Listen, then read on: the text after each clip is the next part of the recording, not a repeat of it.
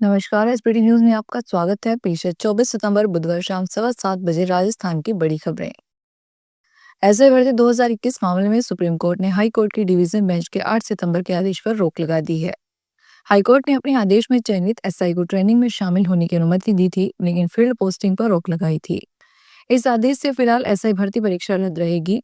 अब supreme court की रोक के बाद चयनित अभ्यर्थियों की ट्रेनिंग नहीं हो सकेगी। सुप्रीम कोर्ट के जस्टिस संजय करोल और मनमोहन की बेंच ने हाईकोर्ट की डिवीजन बेंच को इस अपील का फैसला 3 महीने के भीतर करने के निर्देश दिए हैं। तब तक एकल पीठ का 28 अगस्त की भर्ती रद्द करने का आदेश लागू रहेगा।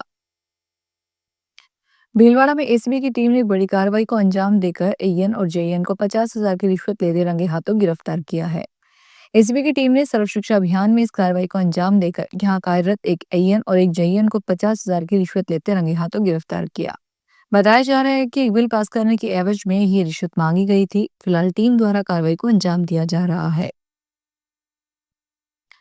केंद्रीय मंत्रिमंडल ने बुधवार को रेलवे कर्मचारियों के लिए 1866 करोड़ रुपए के उत्पादकता आधारित बोनस को मंजूरी दे दी है। इससे 10,90,000 कर्मचारियों को दिवाली से पहले उनके अच्छे प्रदर्शन के लिए लाभ मिलेगा। केंद्रीय कैबिनेट ने बिहार के बख्तियारपुर, राजगीर और झारखंड के तिलैया के बीच 104 किलोमीटर की रेल दोहरीकरण परियोजना को मंजूरी दी है। इस पर करीब 2,192 करोड़ रुपए की लागत आएगी। केंद्रीय कैबिनेट ने बिहार के लिए लगभग 6,000 करोड़ की योजना को मंजूरी दी है। केंद्रीय मंत्री अश्विनी वैष्णव ने बताया कि यह बोनस उनके 78 दिनों के वेतन के बराबर है। हर साल दुर्गा पूजा, दशहरा की छुट्टियों से पहले पात्र रेल कर्मियों को पीएलबी का भुगतान किया जाता है। जयपुर एयरपोर्ट पर थाईलैंड से आई यात्री के पास से 10 किलो से ज्यादा हाइड्रोपोनिक गांजा जब्त हुआ, जिसकी इंटरनेशनल मार्केट में कीमत 10 करोड़ बताई जा रही है। हाइड्रोपोनिक गांजा 1 किलो 1 करोड़ तक का बिकता है। डीआरआई को खुफिया जानकारी मिली थी कि जयपुर एयरपोर्ट पर कोई भारी मात्रा में प्रतिबंधित सामान ला रहा है। डीआरआई की टीम ने जयपुर एयरपोर्ट पर थाईलैंड से लाई यात्री की तलाशी ली तो ये बरामदगी हो सकी, जिसे कोर्ट में पेश कर न्यायिक हिरासत में भेज दिया गया है। बताया जा रहा है कि आरोपी बैंकॉक से दुबई होते हुए जयपुर आया था और एयरपोर्ट पर ही डायरेक्टरेट ऑफ रेवेन्यू इंटेलिजेंस की टीम ने उसे दबोचा। मुख्यमंत्री भजन लाल शर्मा बुधवार दोपहर 2:30 बजे चार्टर प्लेन से बांसवाड़ा के तलवाड़ा हवाई अड्डे पहुंचे। वहां पर हेलीकॉप्टर में बैठकर नापला रवाना हुए। कल गुरुवार को प्रधानमंत्री नरेंद्र मोदी माही बांसवाड़ा राजस्थान परमाणु बिजली घर शिलान्यास करेंगे। कार्यक्रम की व्यवस्थाओं का जायजा लेने के लिए सीएम भजन लाल शर्मा 4 दिन में दूसरी बार बांसवाड़ा पहुंचे हैं। नापला में माही बांसवाड़ा राजस्थान परमाणु बिजली घर के शिलान्यास स्थल, सभा स्थल सहित अन्य व्यवस्थाओं और तैयारियों का जायजा लेकर समीक्षा करेंगे। इनकम टैक्स पोर्टल की खामियों से जुड़े मुद्दे को लेकर जोधपुर टैक्स बार एसोसिएशन की जनहित याचिका पर बुधवार को राजस्थान हाईकोर्ट में सुनवाई हुई।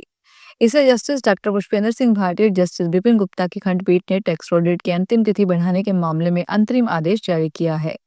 इसके लिए कोर्ट ने वित्त मंत्रालय के अधीन आने वाले केंद्रीय प्रत्यक्ष कर बोर्ड को अंतिम तिथि बढ़ाने के लिए अधिसूचना जारी करने को कहा है। कोर्ट ने अंतिम तिथि 31 अक्टूबर तक करने के आदेश देते हुए मामले में अगली सुनवाई 27 अक्टूबर को तय की है। टैक्स बार एसोसिएशन अध्यक्ष सीए अजय सोनी की ओर से सीनियर एडवोकेट डॉक्टर विकास बालिया और एडवोकेट प्रतीक गट्टानी ने पक्ष रखा। सामाजिक न्याय और अधिकारिता मंत्री और जिले के प्रभारी मंत्री अविनाश गहलोत बुधवार को झुंझुनू दौरे पर रहे। उन्होंने एसएस मोदी स्कूल में आयोजित जीएसटी बचत उत्सव में भाग लिया। यहाँ व्यापारियों से संवाद किया और जीएसटी सुधारों पर विस्तार से चर्चा की। मंत्री गहलोत ने जिला स्तरीय अधिकारियों के साथ जन कल्याणकारी योजनाओं की समीक्षा बैठक भी ली। मंत्री गहलोत ने कहा कि प्रधानमंत्री नरेंद्र मोदी ने नवरात्रि से पहले ही आम आदमी की बड़ी आर्थिक सहायता देने में दिशा क्रांतिकारी कदम उठाया है।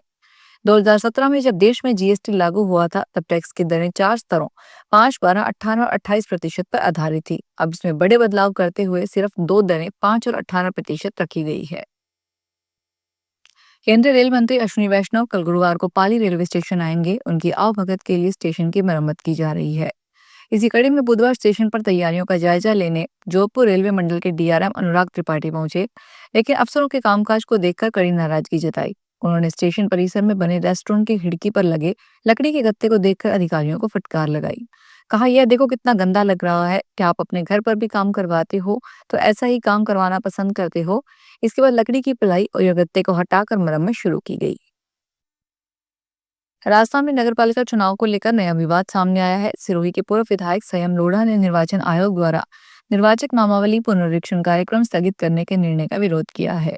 लोढ़ा ने 19 सितंबर को जारी आदेश को संवैधानिक प्रावधानों का उल्लंघन बताया। उनका कहना है कि यह आदेश नगरपालिका कानून और सुप्रीम कोर्ट के 2022 के सुरेश महाजन बनाम मध्य प्रदेश सरकार मामले के निर्णय के विरुद्ध है।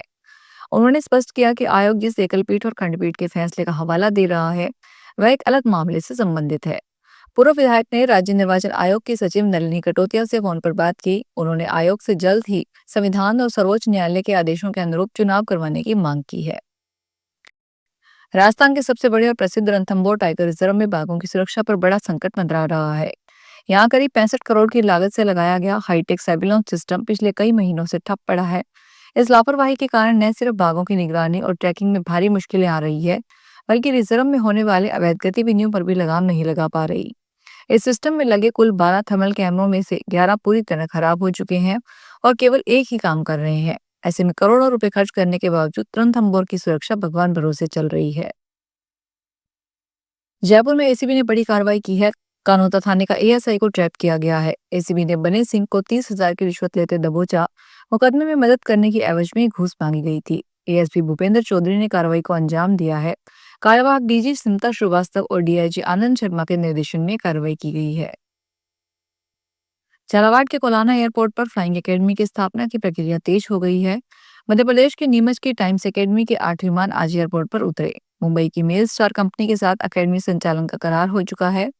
कोलाना एयरपोर्ट पर फ्लाइंग एकेडमी के लिए 2 कंपनियों ने आवेदन किया। पीडब्ल्यूडी एसआई मुकेश मीना के अनुसार अकेडमी की स्थापना से झालावाड़ और हाड़ौती के युवाओं को लाभ मिलेगा। जमीन का चिन्हीकरण पूरा हो चुका है। कोलाना एयरपोर्ट में उत्तर भारत का सबसे लंबा 3000 मीटर का रनवे है। यहाँ बड़े से बड़े विमान उतर सकते हैं। मेल स्टार कंपनी पहले चरण में 80 पायलट तैयार करेगी। इसमें राजस्थान, मध्य प्रदेश और आसपास के क्षेत्रों के युवाओं को पायलट बनने का अवसर मिलेगा। फिलहाल इस बुलेटिन में इतना ही, फिर हाजिर होंगे बड़ी खबरों के साथ।